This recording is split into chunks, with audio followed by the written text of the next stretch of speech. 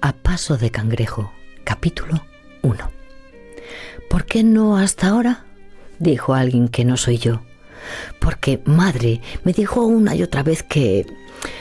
Porque entonces, cuando el grito estaba sobre el agua, quise gritar, pero no pude. Porque la verdad, en poco más de 3 líneas, porque hasta ahora no... Las palabras tienen todavía dificultades conmigo. Alguien a quien no le gustan las excusas me ata a mi profesión. Dice que ya de joven fichaje, fácil de palabra, hice mis prácticas en un periódico de Springer. Pero pronto tuve éxito, arremetí contra Springer en las páginas del Tageszeitung.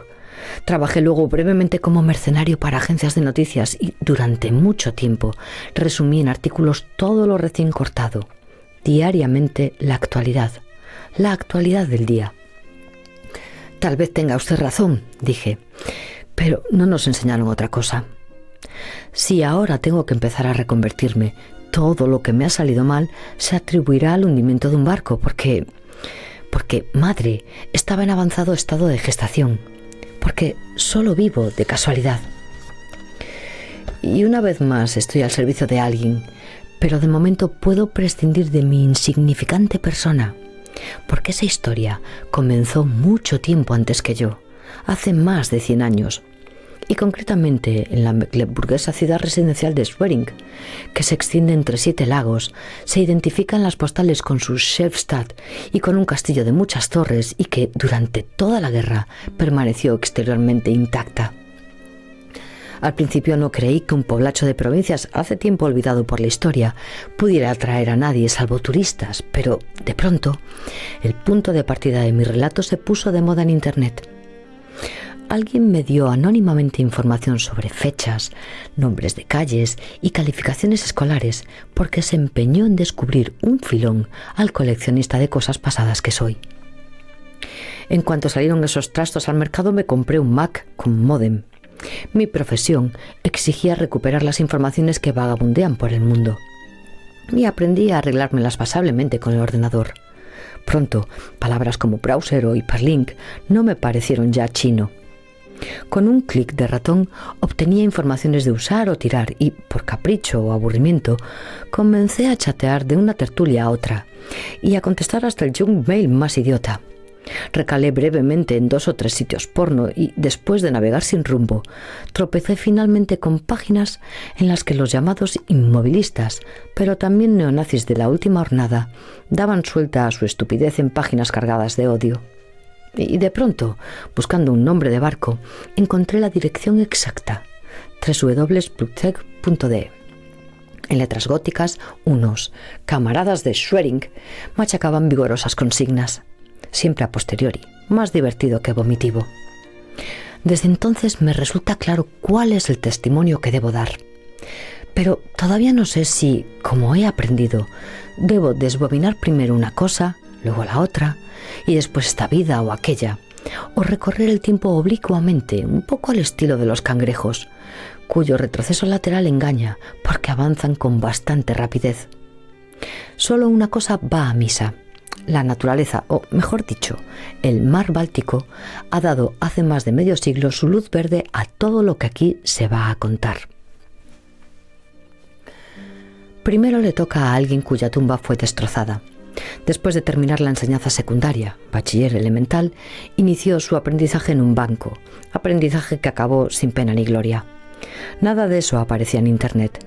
Allí solo se recordaba como mártir en una página web expresamente dedicada a Wilhelm Gustloff, nacido en Schwerin en 1895. De modo que no hay alusiones a su afectada laringe ni a la dolencia pulmonar crónica que le impidió demostrar su valor en la Primera Guerra Mundial.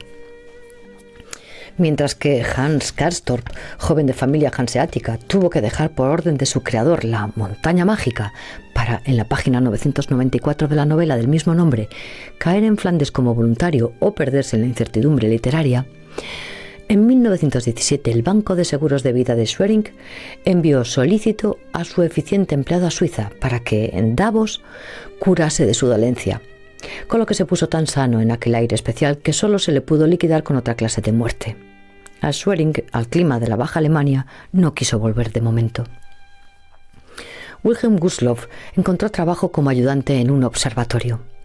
Apenas se convirtió aquel centro de investigación en fundación confederada, ascendió a secretario del observatorio, lo que sin embargo le dejaba tiempo para ganarse un complemento de sueldo como representante exterior de una sociedad de seguros del hogar. Ejerciendo esa profesión secundaria, llegó a conocer los cantones de Suiza.